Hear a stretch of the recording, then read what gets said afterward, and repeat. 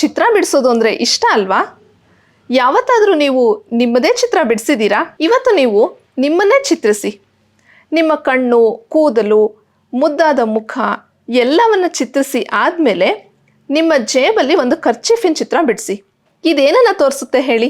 ನಮಗೆ ಕೆಮ್ಮು ಅಥವಾ ಸೀನು ಬಂದರೆ ನಾವು ಕರ್ಚೀಫನ್ನು ಬಳಸಿ ಸೀನ್ಬೇಕು ಅನ್ನೋದನ್ನು ತೋರಿಸುತ್ತೆ. ಹಾಗೆ ನಿಮ್ಮ ಕೈಯಲ್ಲಿ ಒಂದು ಸೋಪಿನ ಚಿತ್ರ ಬಿಡಿಸಿ.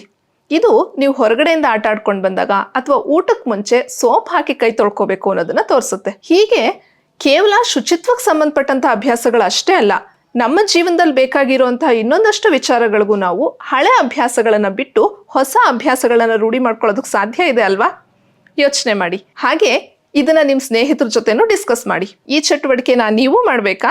ಹಾಗಿದ್ರೆ ಕಾರ್ಡ್ ನಂಬರ್ 4 ನೋಡಿ.